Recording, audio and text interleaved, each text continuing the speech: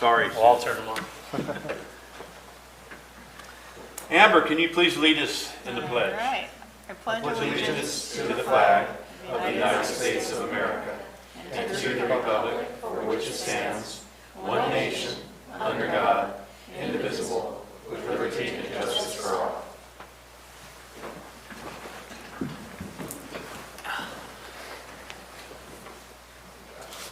All right, moving on to item number 1, and Amber, we're going to pull this item for a later date. Yes.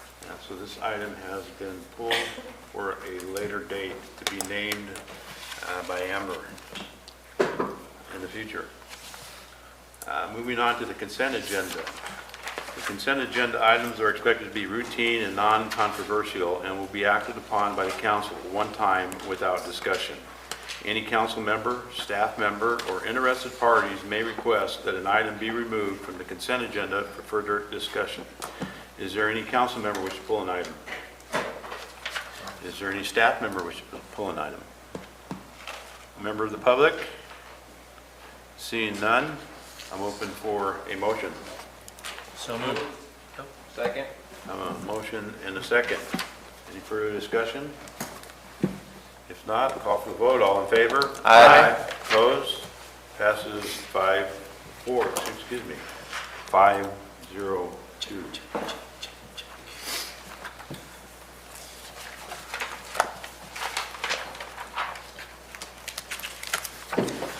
Moving on to the regular agenda. This is public comments. 5 minutes per person. Comments should be limited to items that are within the subject matter jurisdiction of the council and not on the posted agenda for this evening. This is Government Code Section 54954.3A. Is there any public comments this evening? Seeing none, we'll move on. And I've been asked to skip over 13 and 14 until Amanda arrives. She had called Amber apparently and was going to be late, but she said that she wasn't going to be real late.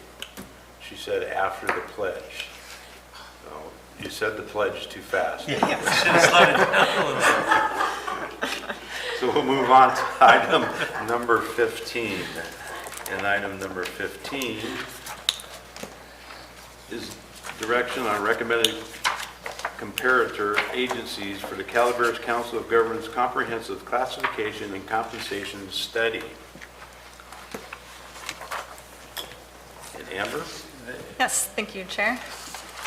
As the board may remember, we awarded a contract to RGS at the December 4th COG board meeting to complete a classification and compensation study. This is conducted in 2 phases.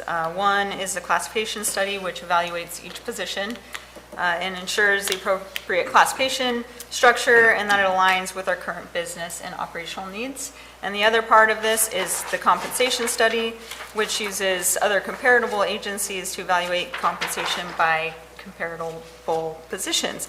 And to initiate that part of the process, I introduce you to Bobbie Bennett with RGS, who will provide the council with just a brief overview of the methodology used and our recommendation for the comparable agencies. So I'll pass it off to Bobbie. Thank you.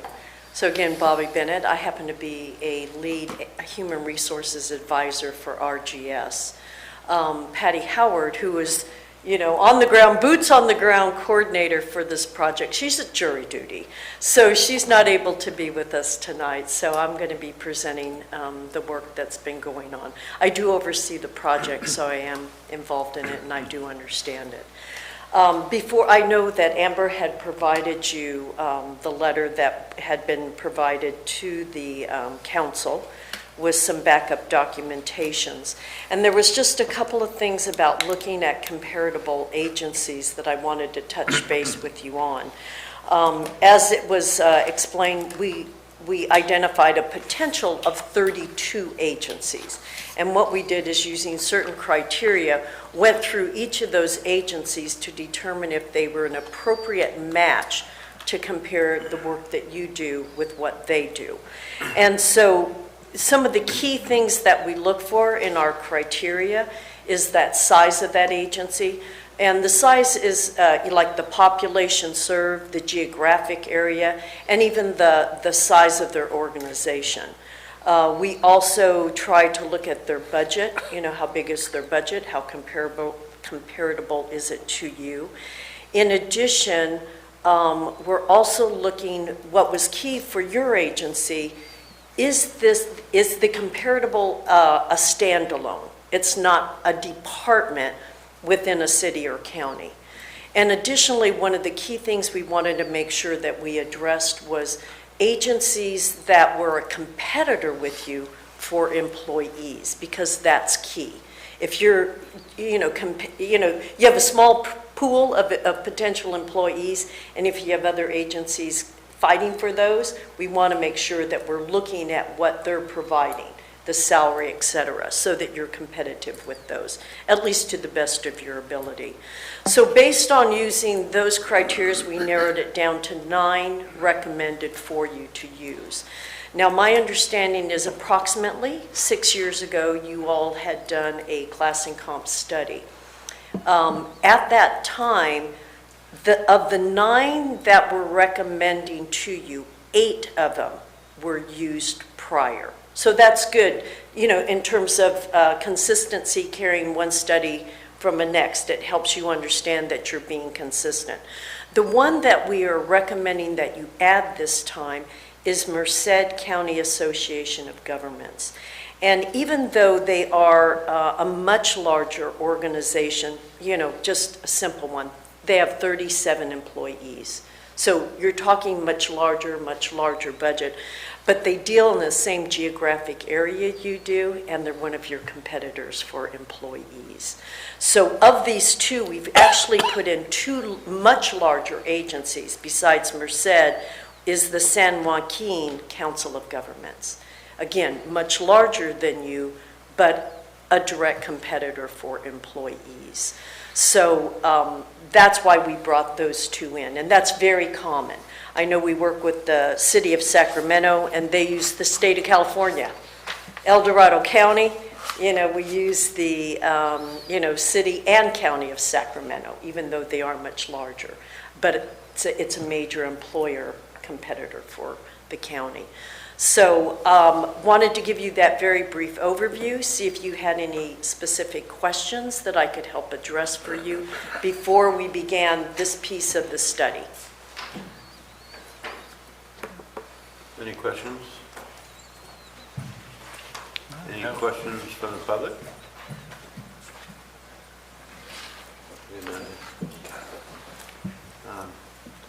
Okay. All right? Thank you very much. Yeah, you're welcome. Thank you. Thank you. Appreciate the time. Okay, so this is an action item. And we're looking for a discussion on the recommended 9 associations for this comprehensive study. Is there anybody that doesn't agree with the 9 or would like to add or subtract from the 9? We're all pretty much. Nevada, San Joaquin, Shasta, Madera, Humboldt. Okay, well, I'm looking for a motion then. So to accept moved. these 9. I'll move it. A motion I'll second. and a second. Any other further discussion? If not, looking for a vote. All in favor? Aye. Opposed? Passes 6-0-1. Thank you. Thank you. Appreciate it. Thank you.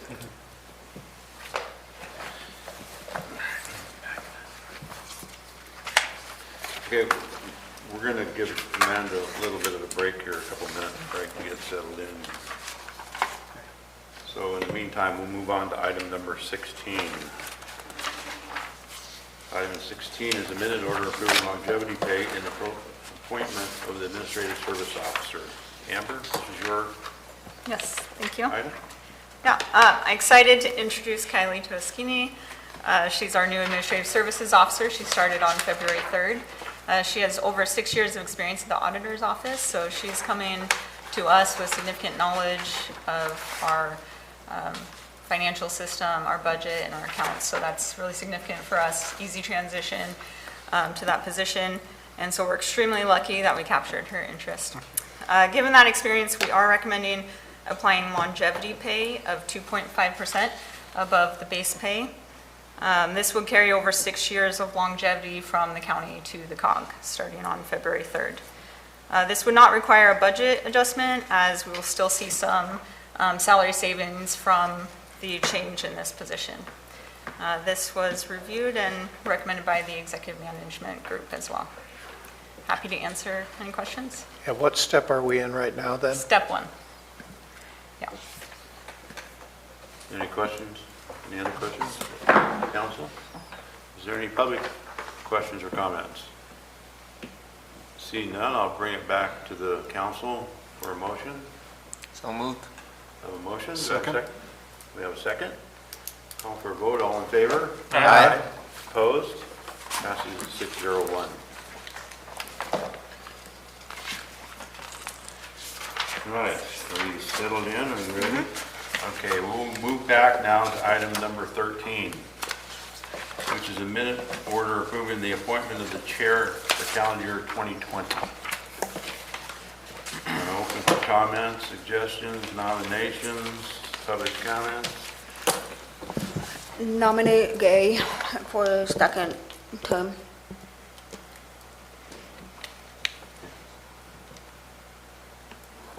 Okay, well, we have a nomination of me for a second term. I don't. No other I'll second. nomination? We have a second. Right. Let's have public comments first. Is there any public comments on this? I guess get up, go to the podium. Okay, so I have a nomination. Do I have a motion? So moved. I have a motion. Do I have a second? Second. We have a second. All in favor? Aye. Opposed? Passes 6-0. Moving on to item number 14 is the minute order approving the appointment of the vice chair for calendar year 2020. I can't nominate anybody. I'm chair. I'll nominate Amanda. We'll just keep it the same then. We're 'Cause I don't gonna, want any more on my plate. we have a nomination for Amanda. Is there any other nominations, selections? If not, I'll open to the public. Any comments? Either way, seeing none, we'll bring it back to the board. Look for a motion for Amanda Fallendorf to be vice chair. So moved. Second. A motion and a second. Call for the vote. All in favor? Aye. Aye. Opposed? Passes 601. All righty. That means I can be absent quite a bit now. Looking at the agenda. Moving on to item number 17. This is a minute order approving the award of a professional services agreement with LSC Transportation Consultants for the 2021 Regional Transportation Plan. Okay, thank you, Chair. I'll take that item as well. The COG, as the Regional Transportation Planning Agency, is required to update our regional transportation plan every 4 years. Our last plan was updated in 2017, so we have to complete ours by the end of 2021. And it's really critical that we stick to this deadline, not only because it's a requirement for state and federal transportation funds, but also our RTP update cycle is tied to the housing element update cycles for the city and county. And our 4-year cycle allows them to have an 8-year cycle for their housing element updates. And I don't know if you remember, they used to have 5-year cycles. So this really saves a lot of resources and time from the local agency perspective. Our RTP update will evaluate the progress made towards implementation of the last RTP update in 2017. It'll reflect any changing conditions, and it'll update COG policies, programs, and projects. And also look for this RTP update to include facilitation of a goal and prioritization setting workshops with the board, because we've adopted and approved a lot of corridor studies throughout the last several years. We've made a lot of progress with funding the Wagon Trail project, so I'll look for this RTP update as an opportunity to look at our project list, the future funding, and kind of go through a prioritization exercise. Since the RTP must be fiscally constrained, we have to show the list of projects and tie funding to those projects. So we released RFP for consultant services to get this project underway in February. I had a review committee of COG staff, Caltrans, and neighboring RTPA staff We reviewed proposals and are recommending LSC for contract award. LSC is based out of Tahoe City, and they have, expertise in transportation planning and engineering. We've worked with LSC in the past before. They've done a transit feasibility study for us, and they did our RTP update, I think, in 2007. So they've done some work in the county. I believe they've worked with the county as well with their circulation element. So I was going to ask Josh. Josh, our circulation plan, is this tied somewhat into that element, our circulation element? Do you know? When this is updated, will it? Yeah, there should be some commonalities between the two, in particular with regional projects identified in the circulation element. The two should have some synergy between the two, absolutely. Yeah, I think there's mandates on both ends for us each to be consistent with each other. So the contract is for $70,935, and this has been budgeted in the fiscal year 1920 OWP. And the scope lays out about a 13-month process, so we'll be well ahead of our due date. I'm happy to answer any questions. Any council questions? Seeing none. Any public questions or comments? No? Seeing none. Bring it back to the council. I'm looking for a motion. Second. Motion and a second. Call for a vote. All in favor? Aye. Opposed? Passes 6-0-1. Moving on to the Caltrans report, and I see we have the Caltrans district supervisor, Good evening. director. Thank you, sir. Thank you, Chairman, and board members. Dan McElhenney, your Caltrans District 10 Director. Great to be here. Got a few handouts. So first of all, there was a letter, and everybody's got the letter. And here we are in the winter. Let's see what I brought here. I've got two things. I've got winter driving tips.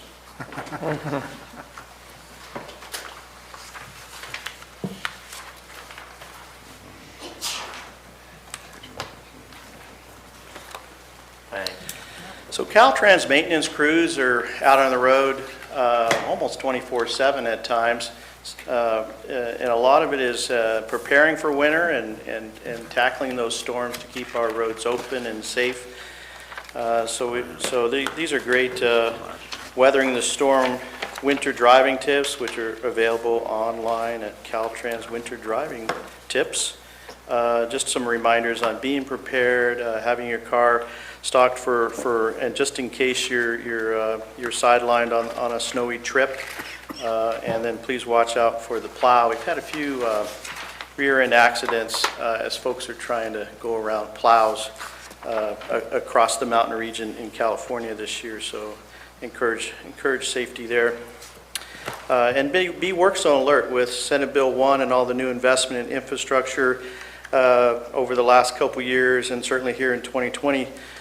We want to remind everybody, be work zone alert and slow down. We have reduced speed zones now in our construction work zones, and with speed indicators and additional CHP on our larger projects and longer term projects. So thank you to CHP and to all drivers that are looking to get everybody home safely when the job's done.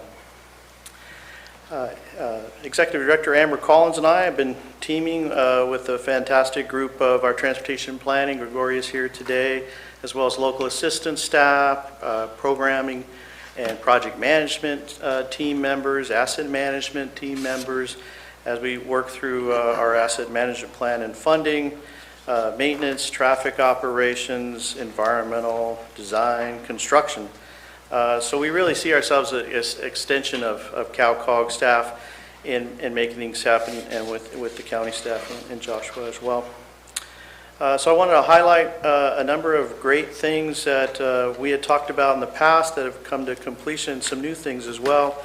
Recently, Amber and I joined the team at City of Angels here in Angels Camp talk about Foundry Lane and State Route 4 and the intersection there and the potential for upgrading that road connection, which will be future Foundry Lane extension. And so I was able to go through some of the details with the project team and the city and really see that as an improvement of an existing intersection, and we're finding ways to move that project forward.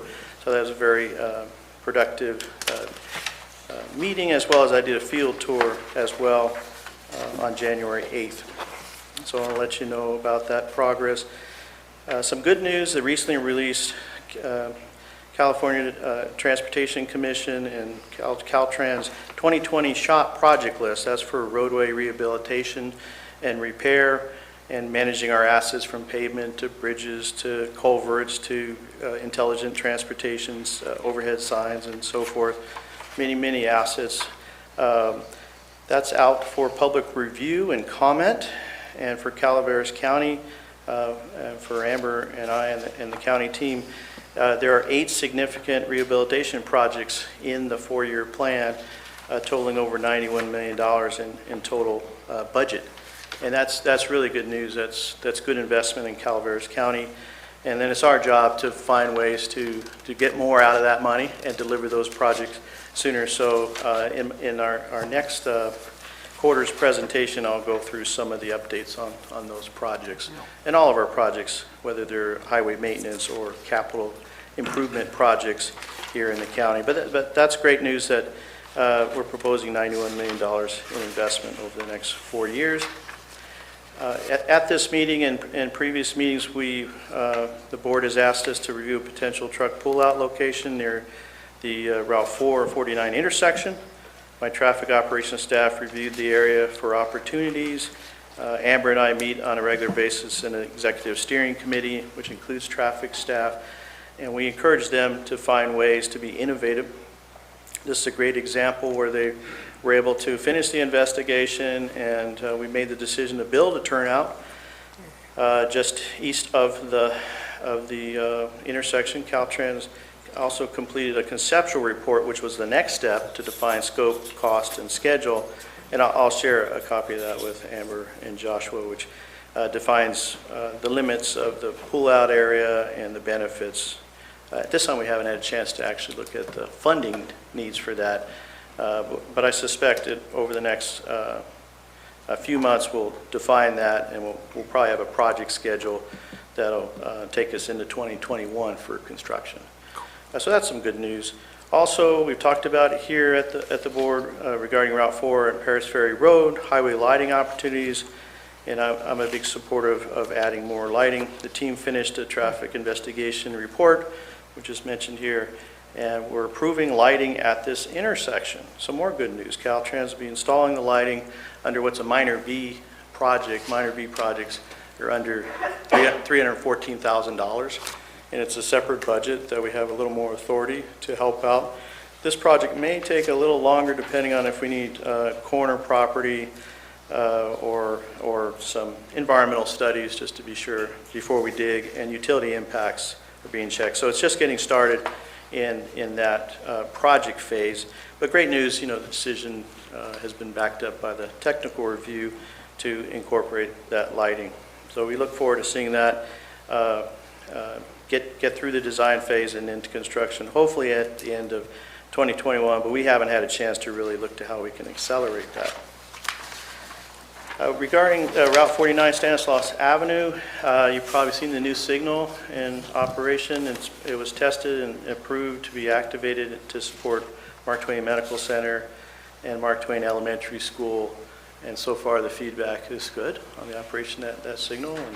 But we can make adjustments as we run through the weeks and weekends and the seasons ahead. So don't hesitate if there's any suggestions. We're open to those suggestions. And we have a signal team that also reviews that along with our maintenance electrical team on a regular basis. Wagon Trail funding, it's my favorite project.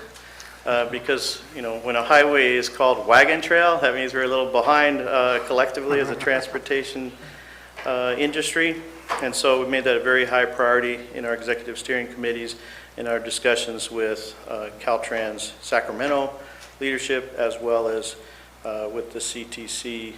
And we've been able to really put a good dent in the shortfall of funding with help from my team looking at the pilot of shop funds to participate in the RIP and the shop funds and the local county funds. So we're getting there. I think we've got a good scope and schedule. The design's been progressing. And I'm sure Amber will fill you in on the details of the funding. But we're getting very close, and we anticipate touring the site here soon with CTC and commissioners.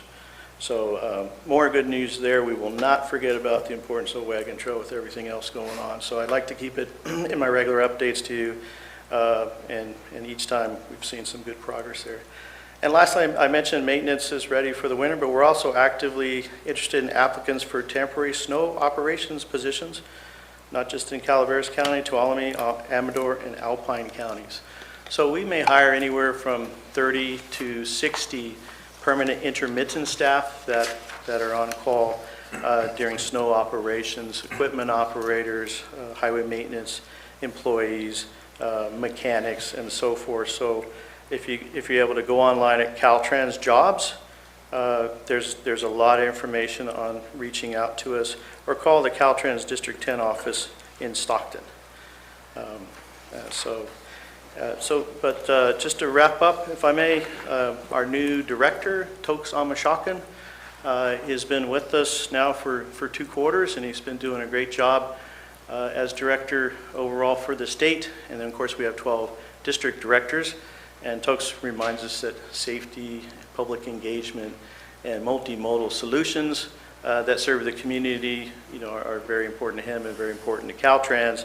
And so I'm really proud of the District 10 team. We're really tackling the sidewalk, the crosswalk, the signal issues, the drainage issues throughout our mountain communities with your help. So thank you for that. Any questions? Any council? Yes.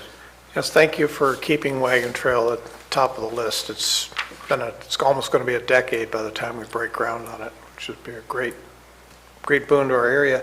And also be sure to thank the staff. I noticed that the Cherokee Bridge was hit on both sides twice within a very short period of time, and that's in the phase 2 of Wagon Trail.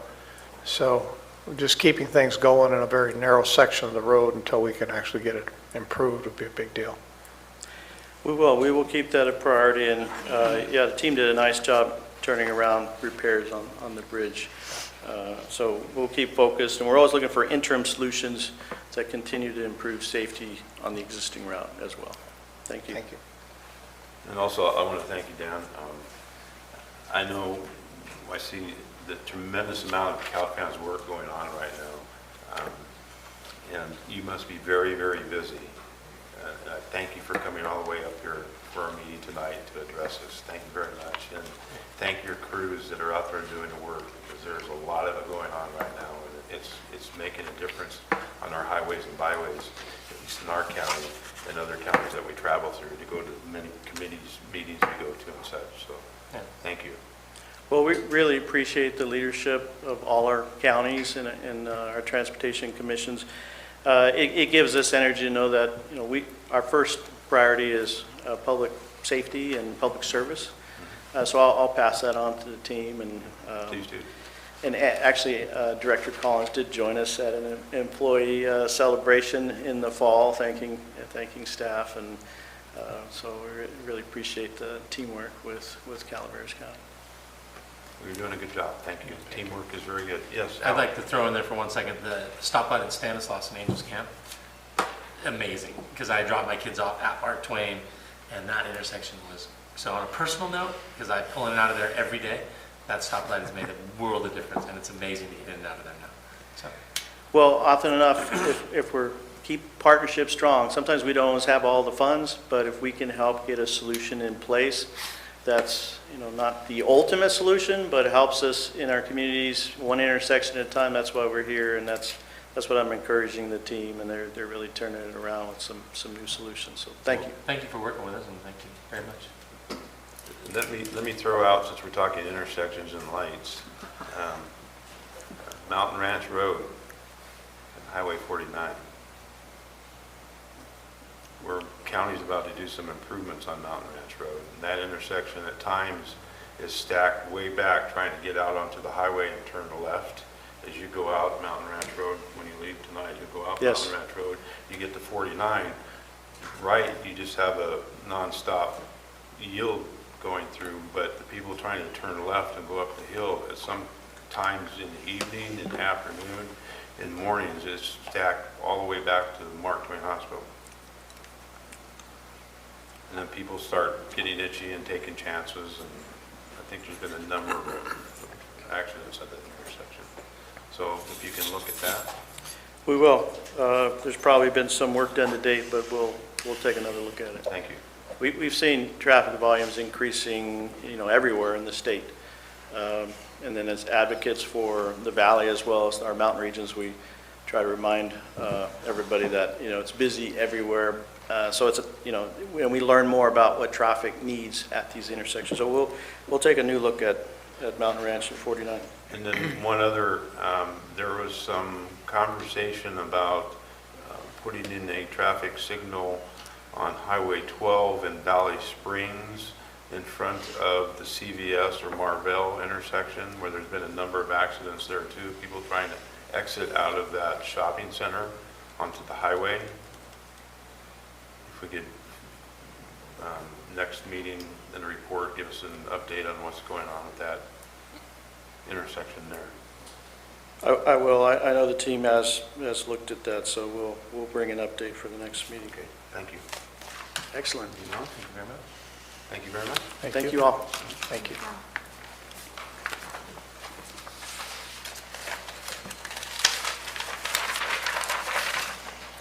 Next item on the agenda, item number 19, this is council reports.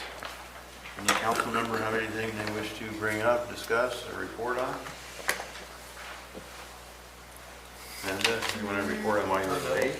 I'm trying to think what we did last night. I'll go. Yeah, Alvin can go. Last night, kind of a fun, interesting thing, we have maybe a triathlon coming to Yep. Calaveras County. Yeah, They're gonna, it's exciting. it's on Father's Day weekend, is what they're planning to do now. They're gonna swim and run at Maloney's, and they're gonna bike up to Murphy's. So there's gonna. La Honda. What was La Honda Park? It's Okay. La Honda. So Murphy's Grade. Yep. Yeah, so I'm And sorry, then turn Murphy's around. Grade, and then turn around and come back for the short one. There was an 8 mile and a 16, either way. They'll be biking around, and supposed to bring roughly around 1,000 contestants, or people that are gonna enter, and that doesn't include other people that come with them. They've already kind of reserved some parking, or the campgrounds down at the lake.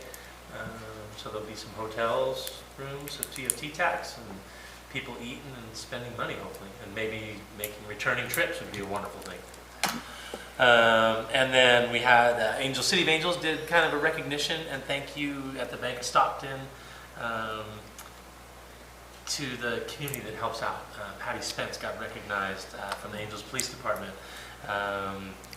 The Waste, who else was there? Sprout Sutton Enterprises. There was just a lot of, it was a very nice evening. The community all kind of came together and recognized some people that help out a lot. So that's what I have to report. That was the night LAFCO meeting? Yes, the 27th, yeah. Yeah. Yep. Yeah. The city decided to do a community recognition rather than focusing on the city accomplishments, focusing how the community has helped us get through those things over the last couple years. So it was really about 120 people. Oh, really? Wow. And Impressive. It was kind of nice. Yeah. It was in the Bank of it was Stockton. in the bank. 120 people in the Bank of Stockton. Yeah. Yep. Yeah, it was full. It was. we had to go behind It and was get full. dinner. It was Yeah, full. you had to go, yeah, Yeah. I'm sure you did. So, but it was a nice evening to recognize the people that help out the city, because it just doesn't run on its own. There's a lot of people that help out behind the scenes too. So, Oh, great. sorry, I didn't mean to cut you off. No, Keep no, going. I just, So you had to stand don't to cut eat me off. dinner? It was a dinner? no, it was sit down, Sit it was down. a sit-down buffet dinner. Gretel from Pickle Pack, she did the catering. And then high school did the desserts. Yeah. So we tried to, every aspect of it was community-based or representative from the community in some way or another. So, yeah, Impressive. it's pretty, 120 people. it's pretty awesome. And then what all, I don't know if it impacts this board, but Utica Water and Power is going through another transition. A GM passed away. So we are going through the recruitment process right now to hire a new GM. So we're kind of, it's a big hit to UPA right now. But yeah. So. Good. I'm good. You're good? Thank you. All right. Is that it? I have nothing to report, so we'll move on to staff reports. Executive Director's report. I'll hand it off to Kylie. I'm just kidding. I wouldn't do that. She's looking at you like, you never say anything to me about this. Yeah. She's smiling. I don't have much to report. My apologies that we couldn't get the CTC commissioner here today, but I'm working with him and Dan on an alternate date, so we'll probably be looking at maybe March or April. And Mr. Kneinenberg was also going to come and do a tour of the Wagon Trail project and a city project and come here in San Andreas and look at the San Andreas corridor, so we'll look forward to bringing him again and showing him our projects, our priority projects, and talking with the board. Okay. Josh, as the county, do you have anything you want to report or say? I'm not on the agenda. I'm happy to present stuff. That's fine. I'll call you up. If you want to say anything, we'll put you on as Sure. a public county. Why not? Do you want to prefer a PowerPoint presentation or no PowerPoint? Really quick on a couple of projects. The O'Byrne's Ferry left turn lane project has made considerable progress. Unfortunately, we have had to winterize that project. While the winter storms have been pretty moderate, there's a lot of clay soil out there and it just hasn't dried out.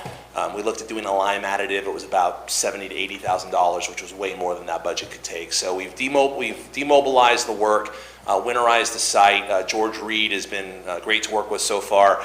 They'll be monitoring the site over the winter for stormwater and the stormwater permitting side of things, and then hope to mobilize sometime in the spring once things dry out. So we'll start again here shortly, and I think the public who's engaged with this so far has been very understanding, very positive with the improvements that have been done to date. So excited. That was a project we were supposed to deliver this year. We actually advanced it this previous year to get it started a little early. So it was a risk, and in retrospect, I'm glad we took the risk. So the next project, the Wagon Trail realignment, I know we've talked a lot about that. We're excited. We have a right-of-way consultant on board, Docking Engineering, who's actually doing the design for that as well, is going to be our right-of-way consultant, and so we've already started the preliminary work there. They are very familiar with the need to expedite that project. They have experience working with Caltrans, experience in these sort of negotiations and processes. We have only a few property owners to deal with, which anytime you have fewer property owners, that's the less risk for complications, but nevertheless, we have to do our due diligence, so we have a very tight timeline, and we're fully committed to doing everything we can to meet that deadline. The next project, the Highway 49 Gateway project, and I think this partially answers a question Chair Tofinelli had asked. We're doing an analysis of that corridor all the way from Pool Station all the way south to Old Airport. That doesn't include analysis of the Mountain Ranch Road Highway 49 project. That project has, in previous years, met the warrants for a traffic signal or other sort of improvement.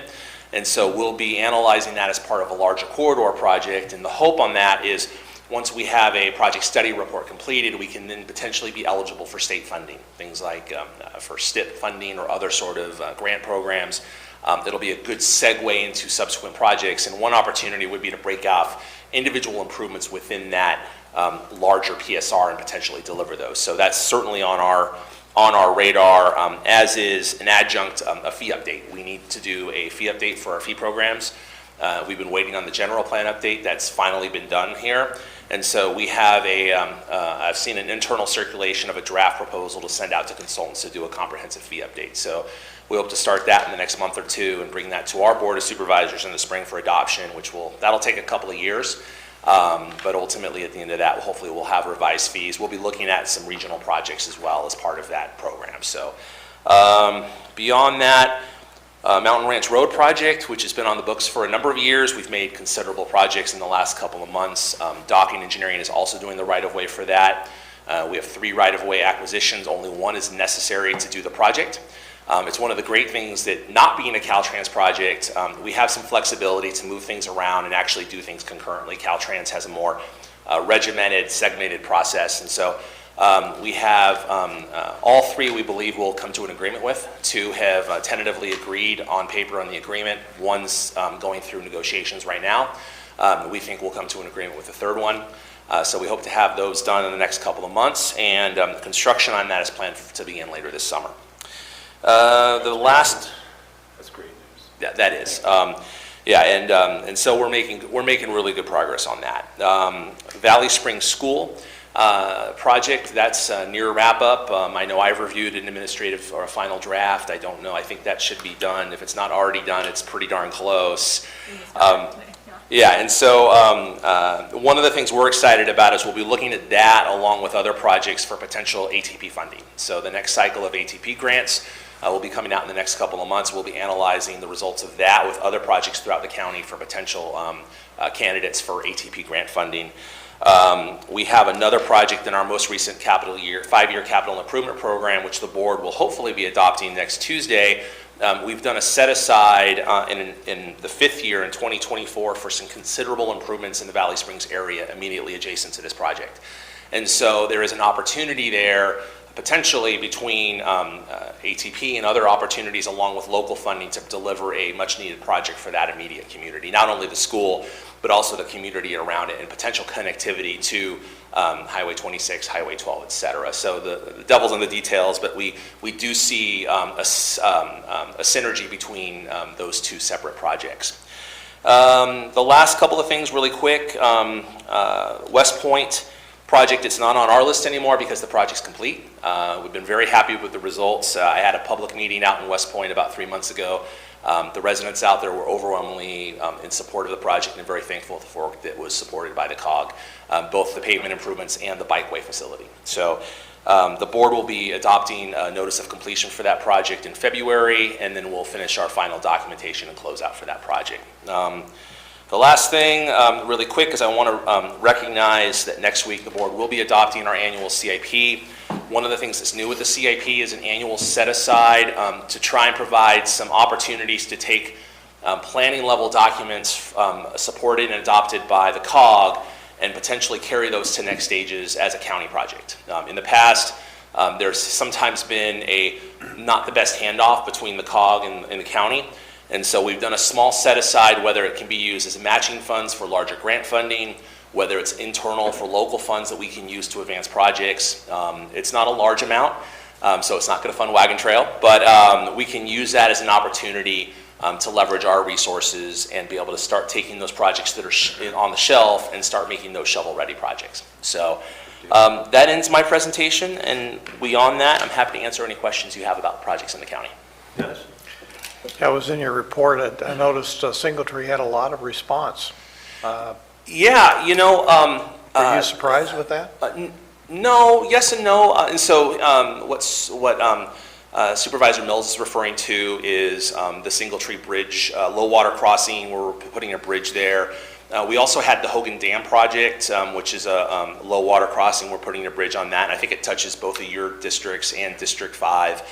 And so we received, with one of those, we received 5 bids, and the other we received 7, which for historically that has been a really good, and all the bids were very tightly bunched together. So I think it's more a product of timing. I think the fact that we were actually, with a year, with some foresight, we advertised these extremely early. It shows that there are contractors out there that are willing to negotiate or willing to bid and provide responsive bids on projects in this area. But as industry experts here locally, we need to be a little smarter and do what we can to maximize the time frame. And so bidding these projects in May and June is not a really good time because most contractors have their construction schedule full. And so you're dealing with other issues, either folks who haven't got jobs or potentially folks who are trying to fill it in the cracks, or you're just not getting bids. And so I think by bidding this project, we bid 2 projects. We have 2 more projects that are out to bid right now that we hope to bid in the next month or so. I think the combination, I think the timing is really good. And I think bidding Singletree and Hogan Dam in the same kind of big package, I think that was also conducive to getting some high-quality bids from at least, there's a number of bidders on that site that I've done business with and would look forward to do business with again. So, yeah, it's a good, pleasantly surprised, not shocked, but pleased. That's Pleased good would be to the right hear, term. because there's been times when we haven't had response. Yeah. So it's good to hear. Yep. Thank you. Any other council questions? Public? I'm sorry, John. Good question. On the West Point project, I was just curious if anyone had mentioned the grates that are in the sidewalk. There's two where Pine Street comes down to Main Street.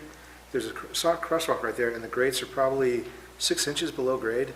Okay. You drive over it, you bounce your car, but they're not near the edge of the roadway. They're actually like 8 feet in, so if anybody's not used to the area, or if it's dark and it's not a light intersection, it catches you off guard until you see that. I was just curious if they're going to ever reset those grades, because it seemed like they just raised the grade and left the grades in place at the original grade. Yeah, and we could certainly, I could put a request in to take a look at that. Is that stormwater grates or are those? Yeah, and so the interesting thing with that is that project didn't raise grade.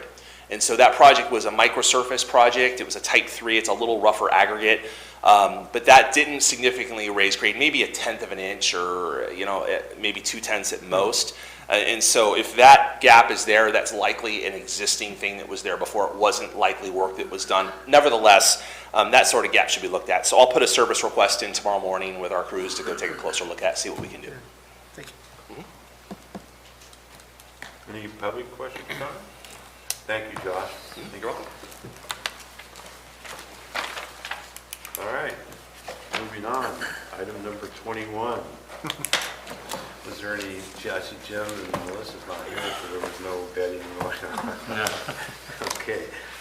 Item 21 is adjournment, and at the next scheduled meeting of the COG is March 4th, 2020.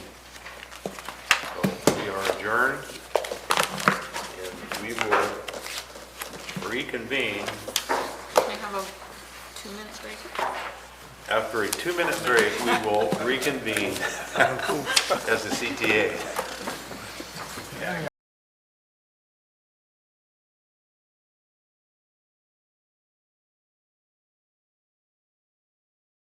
Can we save it, frame it for retirement? That's one of those back of napkin vintage. February 2020 from Alvin.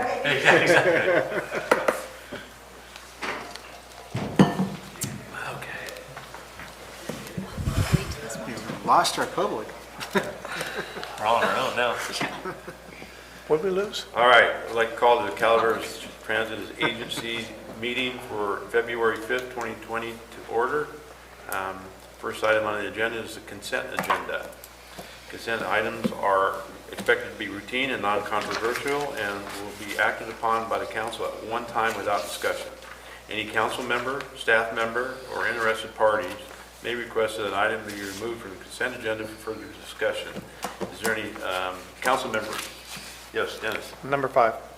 Dennis wants to pull number 5. Any other council member? Any member of staff?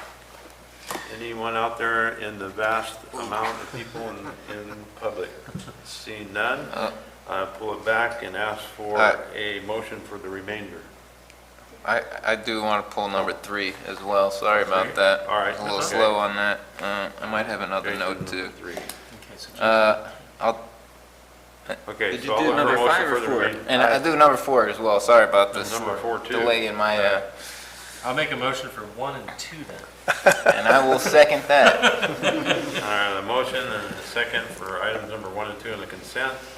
All in favor? Aye. Opposed? Passes 601. Jason, pull number 3. Justin, yes. Which part? It was on packet page 20. I was just curious to how come we're not using radio as a marketing tool. I mean, we have local radio stations here that people use. Historically, they have used some radio. It's something that we haven't reinitiated yet. I think a lot of marketing people tend to not say radio, but up here it's a little different. But it's something that we can look back into. It's definitely, I know radio is a little costly for us in this time, and we're Okay. trying to be very conscious of our expenditures. But if the board would like us to look into Does that- radio ads, we can do that. Does that give us Yeah. more chance of gaining this by adding more marketing things, or No. not necessarily? Okay. No, I think that part's just, I mean, I could probably put one thing there and Okay. they would be satisfied, but yeah, in terms of this, that part's not a significant factor Okay. for these funds. We got radio ads last time because we did a quid pro pro with the advertising on the back of the buses. Yeah, the exchange was $9,000 so that they could get ads on all of our buses for radio ads. And actually, they did not hold up their end of the deal, and for a year, they actually weren't running transit ads, but that was with the county at that time. So that, tells you $9,000 is about the cost to run them frequently enough to where people would hear them. Wow, that's, okay. Any other, Might not be worth that. any other council questions on this item? Public? Seeing none, I'll bring it back for a motion. So moved? We have a motion, do we have a second? I'll second. We have a second. Call for the vote, all in favor? Aye. Opposed? 601. Moving on to item number 4. Jason, you pulled this one too. Yep. Justin?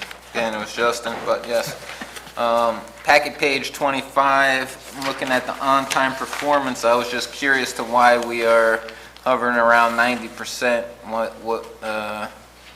Were these due to bad weather days or some other factors? Yeah, so this was December. There were a few, when there were some storms up in Arnold. That impacts the Arnold run a lot. And then when they're late, then that impacts the red line because they have to have timed transfers. So I believe most of December was due to weather-related issues. But even from August, that's when it started declining. Well, I'd say, we are now accurately reflecting on-time performance due to our tracking system. Oh, So that might have been a I think that's part the of the difference reason that as you're- well. you're seeing. Okay. August was PSPS. Remember, that started the downhill trend because we couldn't get vehicles moved. Yeah, so we've had, this fall, we've had definitely some issues. We also had CCWD doing the reach run work, and they were doing a lot of lowdowns up on Highway 4. Exactly. Okay. So And that's going to start up again. what I can do, since this issue continues to come up, I can provide an associated report with this showing you kind of what the delays were and what percentage of on-time issues that makes up, if the board would like that. And there's certain lines that are more affected by it than others. Correct, yeah. So, Okay, so it's not necessarily that the drivers are running cold or hot.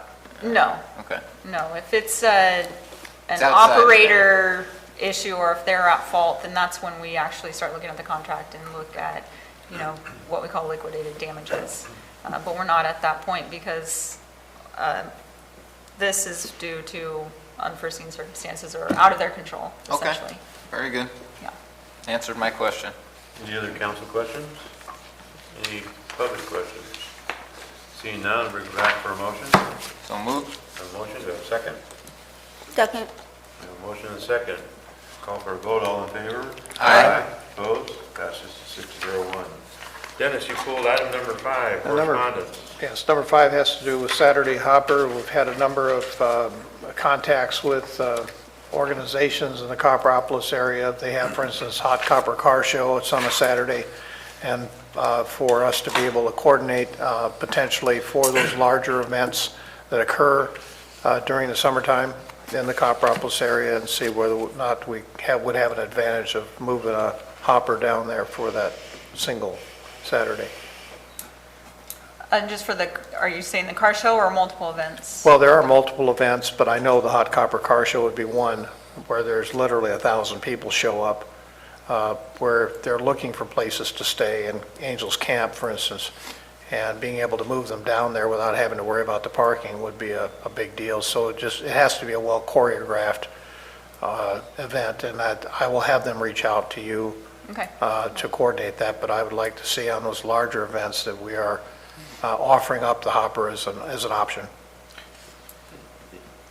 And on that note, the city brought up during their report when we were doing the COG meeting about this triathlon event coming up. It might be an opportunity to use hopper during that event too. Is that on? Father's Is that- Father's Day weekend. Is that Saturday or Sunday? It's on It's Sunday. gonna be on a Sunday, But but it's- then they'll be there.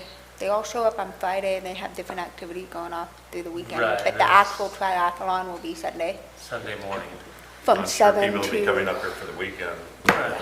So, Opportunity. It does take some time to coordinate that and promote it properly, so I would suggest that if they're going to do something in May, that they should be talking to you within the next 30 days, so that there's some kind of an understanding of what they're going to be promoting, and whether or not we're going to be able to accommodate it through the hopper. Would that be the Copper Valley guys, or is that, No, no? no, that would be the Lions Club, for But is instance, that- with the hot copper. But there are other events besides Copper Valley and Lions, et cetera. I just want to be sure that if we can site them in Angels Camp, because we don't have really any hotels down there, it would be an advantage for everybody. Yeah, I think last year, Aaron, correct me if I'm wrong, we brought the annual events calendar in May. Anyways, we'll bring you an annual events calendar for your approval, and if we get an opportunity to coordinate that event and work with the operations contractor, and if that's feasible, and cost-wise, if that's within our budget, we can look at that.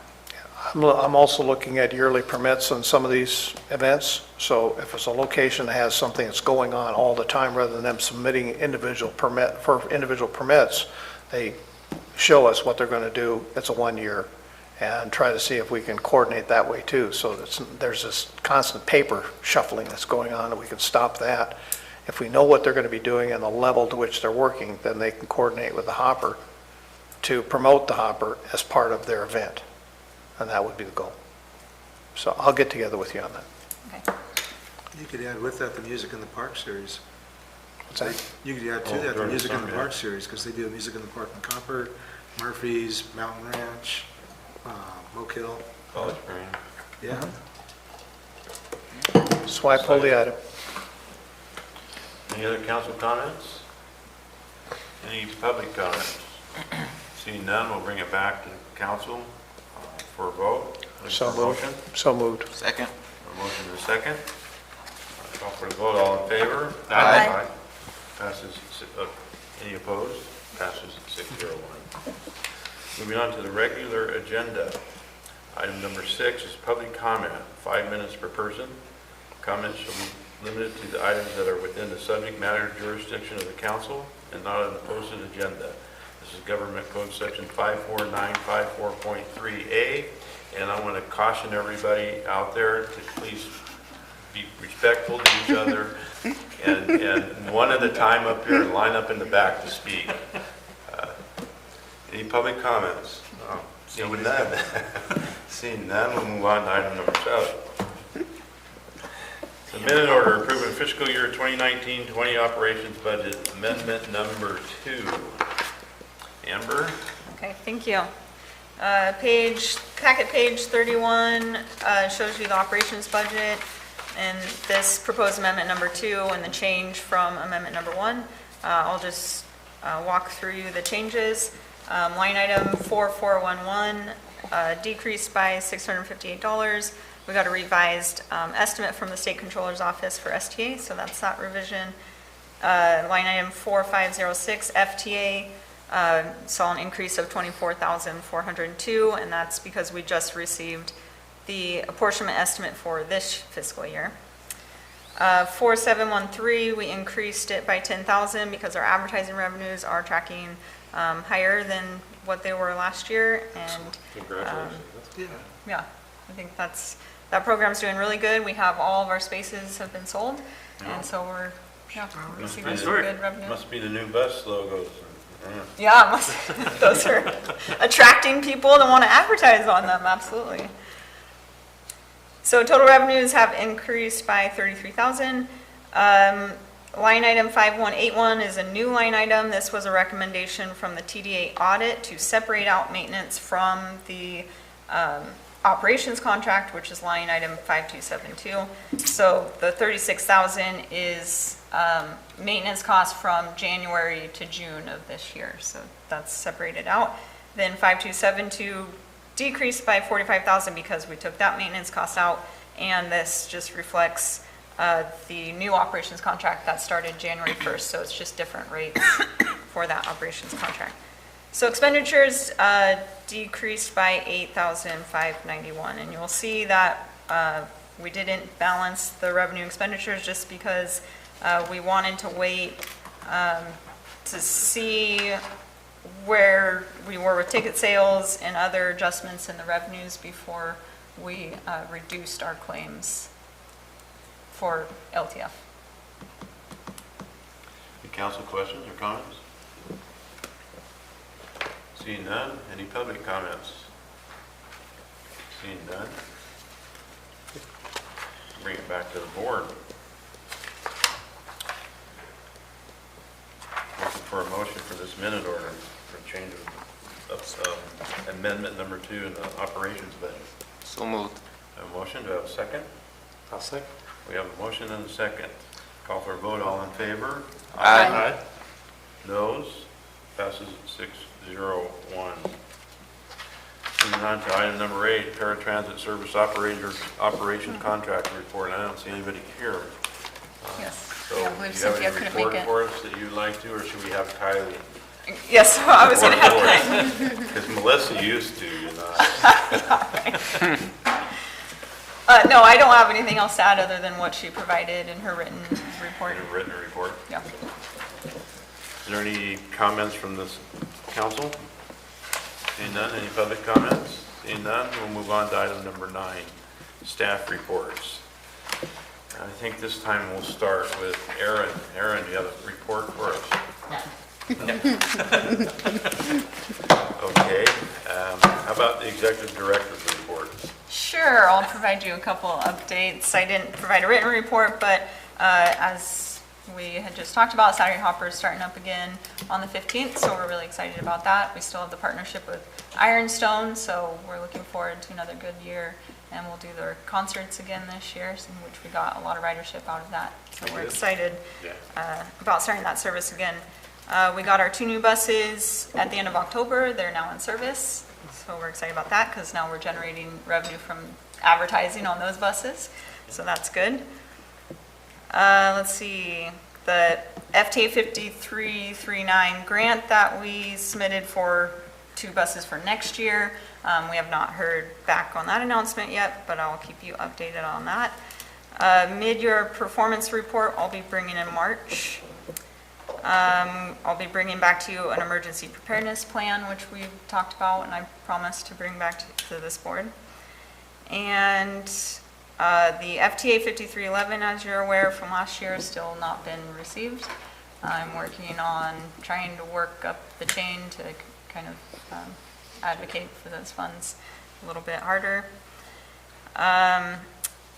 There's been some, what they're calling TDA reform at the state level, and so they're looking at the fare box recovery ratio and making adjustments to that because a lot of agencies throughout the state have not been making their fare box recovery ratio and have been getting financial penalties. So the legislature has asked the California Transit Association to lead a task force to evaluate the performance metrics of the TDA, and they're focusing on the fare box recovery ratio. So we might be seeing in the next year or so some changes to those requirements, which might help alleviate that requirement a little bit for us. I don't think they'll eliminate it, but they might change, adjust some of the rules.